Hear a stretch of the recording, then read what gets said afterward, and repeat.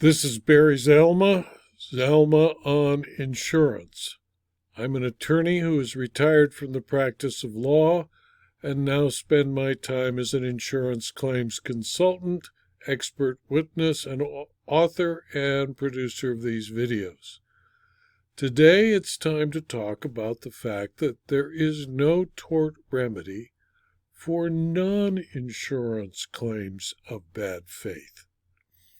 The Supreme Court of California was faced with the question of whether an insurance company's breach of the covenant of good faith and fair dealing sounds in tort when it retroactively overcharges a premium it knows is not owed. In Jonathan Neal and Associates versus Jones, a 2004 decision of the California Supreme Court, a dispute between Jones Trucking and Jonathan Neal and Associates arose after an audit of the Joneses' operations found the trucking company was subcontracting business to other trucking companies. A rule governing the state's assigned risk plan called for Jones Trucking to pay for the subcontractor's insurance. Cal Eagle, the insurer, sought to retroactively collect increased premiums from the Joneses and brought in Jonathan Neal and Associates as a collection agency. A breach of the duty of reasonable settlement often gives rise to tort damages. Consider the decision of Chrissy versus Security Insurance Company, the 1967 decision of the California Supreme Court that probably gave birth to the tort of bad faith. However, the Supreme Court of California in the past refused to extend the tort remedy to breaches of contracts other than insurance contracts.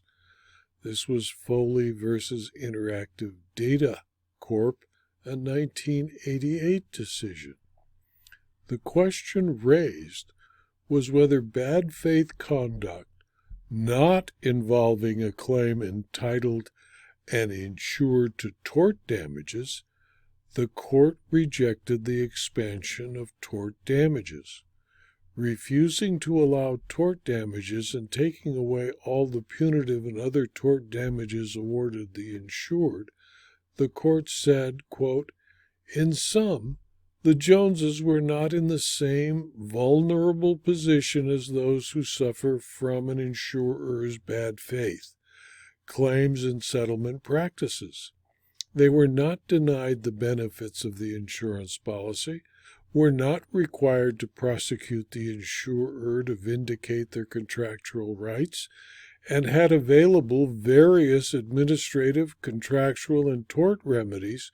Accordingly, we conclude that tort remedies for breach of the implied covenant of good faith and fair dealing in the circumstances are unnecessary to protect the insured's interest and hold that no such damages are available for the Joneses' bad faith claim.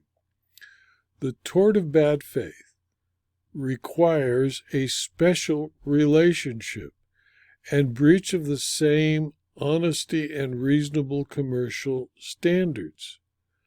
To establish a cause of action and proof of a special relationship, the plaintiff must establish: 1. The contract must be such that the parties are in inherently unequal bargaining positions. 2. The motivation for entering the contract must be a non-profit motivation, that is, to secure peace of mind, security, or future protection. 3. Ordinary contract damages are not adequate because they do not require the party in the superior position to account for its actions. And 4. They do not make the inferior party whole, and one party is especially vulnerable because of the type of harm it may suffer and of necessity places trust in the other party to perform, and 5, the other party is aware of this vulnerability. Some courts allow recovery for actions in bad faith that are not part of an insurance relationship.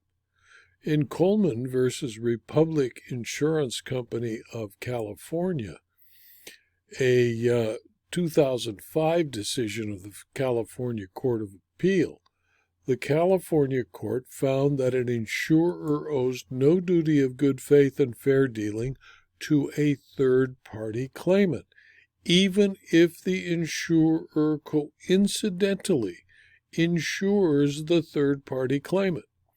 The plaintiffs were insured by Republic Insurance Company and were involved in a traffic accident with the defendant, Jesus Gonzalez, who was insured by Infinity Insurance Company. Infinity is Republic's parent company. Infinity allegedly advised plaintiffs that the statute of limitations would expire 1 year after the traffic accident. Nevertheless, Infinity's adjuster told plaintiffs if they turned in all medical documentation before the limitation period expired, then their claim would be processed and settled regardless of the statute of limitations. The plaintiffs submitted all the information on their personal injury claim, but did not file suit within 1 year. After the statute of limitations expired, Infinity rejected the claim because the statute had run. The plaintiffs then filed suit against Gonzalez, Infinity, and Republic, alleging negligence against Gonzalez and intentional and negligent infliction of emotional distress, fraud, and breach of the implied covenant of good faith and fair dealing against both Infinity and Republic. The plaintiffs alleged that Republic was Infinity's alter ego, and therefore that Infinity and Republic should be treated as one insurer.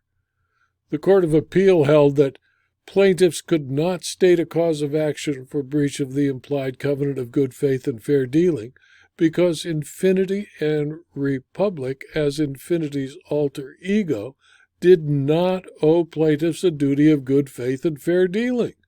The court reasoned that the plaintiffs are in an adversarial relationship with the insurers despite being coincidentally insured by Republic.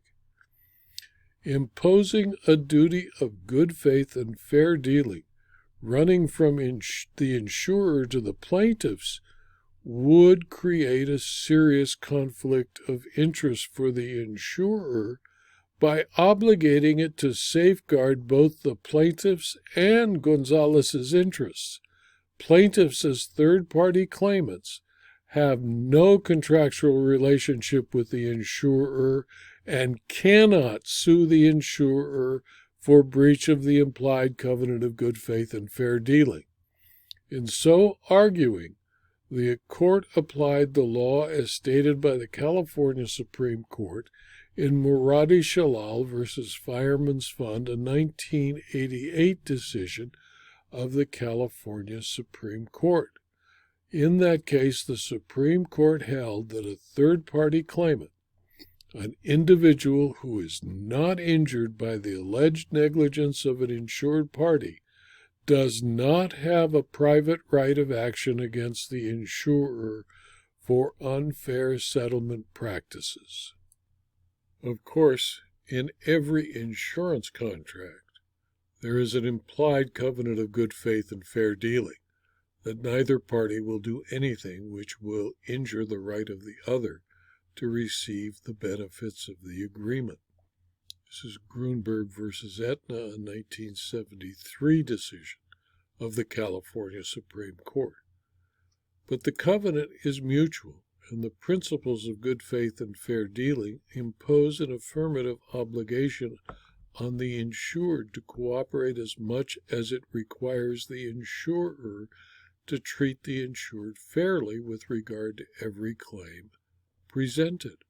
but this does not apply to third parties, since there is no privity between them, there is no contract between them, and the third party and the insurer of the person responsible for the third party's injury is not contractual. The duty imposed by law is to deal fairly and in good faith with someone with whom there is a contract. It is imposed to fulfill the spirit as well as the letter of the insurance relationship, but a third party has no such relationship.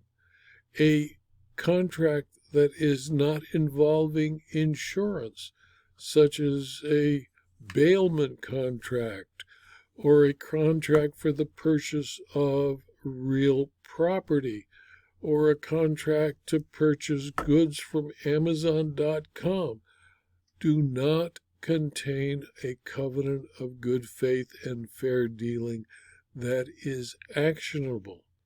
All that one is entitled to for a breach of contract is breach of contract damages. Insurers are in a special relationship, probably one that should never have been brought into existence, but it's there and it is not going to be changed by the courts. This video was adapted from my book, Zalma on Insurance Claims, Part 103, Second Edition, and is available as both a paperback and a Kindle book from Amazon.com.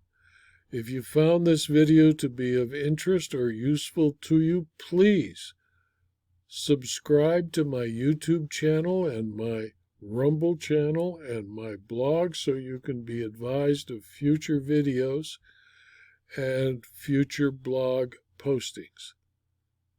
Thank you for your attention.